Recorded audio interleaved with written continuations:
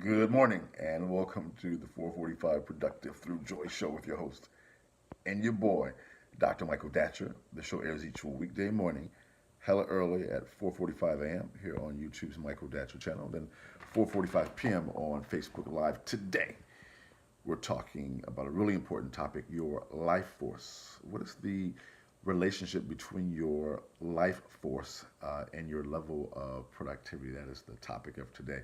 If you are new to the show, please hit that subscribe button right below or right above, depending upon how your phone is operating or situated. Become a subscriber, get all these videos for free, get all the announcements for free, get to know what's really going on. You can also simply go, I'm rhyming right now. You can simply go to productivethroughjoy.com and see about us. We speak to group schools and organizations about being more productive through joy. We have a really powerful series of programs. We have a narrative-based approach, meaning predicated on the idea that everyone's life has told a story up to now. Everyone's life is currently telling a story, and everyone's life will eventually tell a story. And so we operate from that particular purview, and we examine those stories and how we can help individuals essentially tell the next story of their life, hopefully in an aspirational sense, where they really would like to go, where they would, what story they would aspire to tell.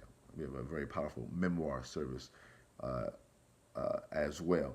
So anyway, go to productivethroughjoy.com, see about us and what we do. I should also say a few words about myself personally. This is your host and your boy, Dr. Michael Datcher. I'm the author of the New York Times bestseller, Raising Fences, which was a Today Show Book of the Month pick. That book's film rights were optioned by the actor Will Smith, whose people called my people, and I eventually agreed to write the screenplay for that particular project. I'm also the author of the acclaimed historical novel Americas, which is set 13 miles from Ferguson, where, of course, Michael Brown was murdered in the conflagration that ensued there. God bless that man's family, his mama especially.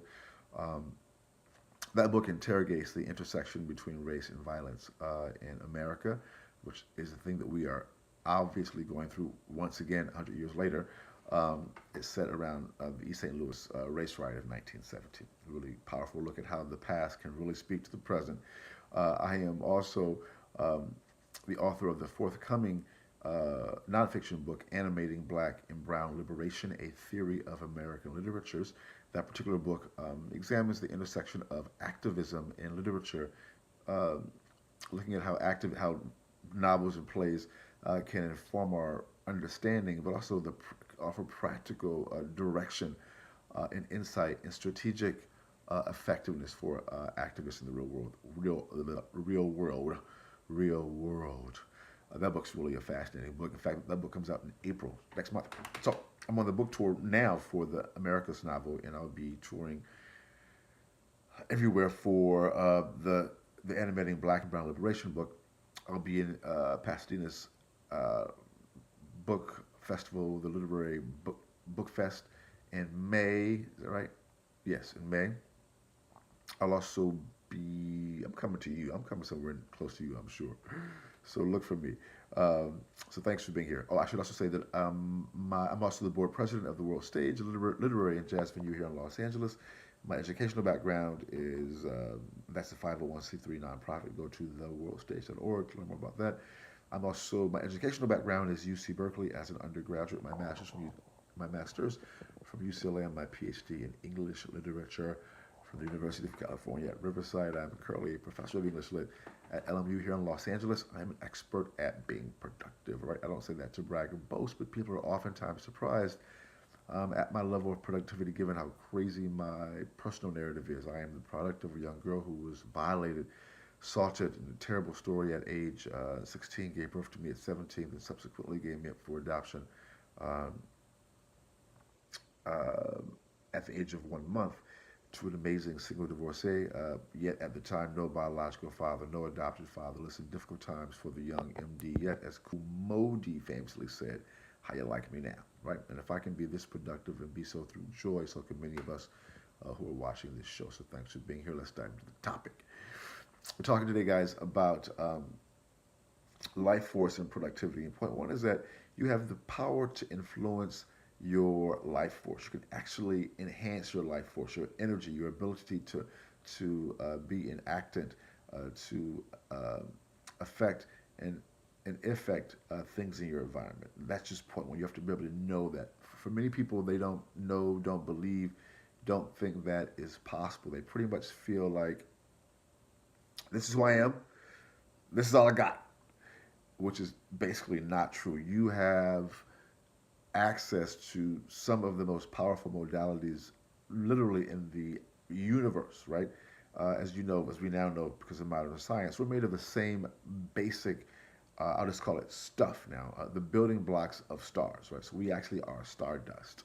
Uh, that is because we are literally a part of the one whole thing. So the star, so one star, the sun, as we know, is 93 million miles away from us, right?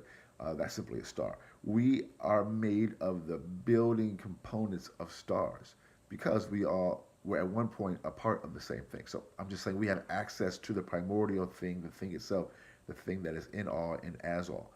Point two is, well, how do you get to that? How do you access that? Well, we help people create, in part, a morning ritual. Through meditation is one option. Uh, Physicality, so running or exercise, yoga, Pilates. It depends on the person's belief system, praying, and their schedule.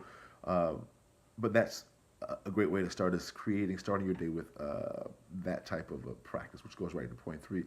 As you begin to engage in that daily ritualized um, exploration of yourself, the knowing of your inner world, it makes your life force expand and become more powerful.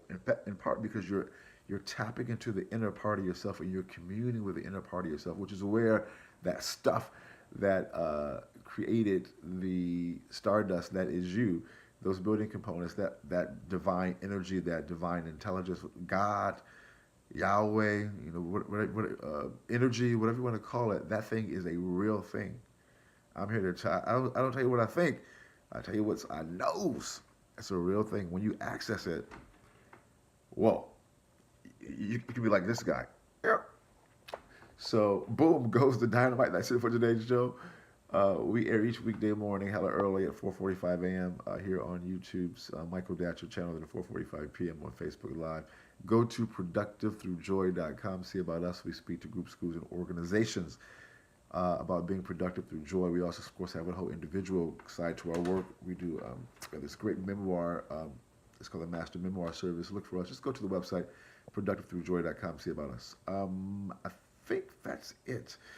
Look for me on tour for Americas. I'll be at the Pasadena Lit Fest and a whole bunch of other places coming up soon. The Leimert Park Book Fair, that's in August. But I have a bunch of things coming up in May, June, and July. So look for me on social media and on TV, on the radio. Thanks for being here, guys. We'll see you this afternoon at 4:45 p.m. Until then, let's talk about it and be about it. Deuces.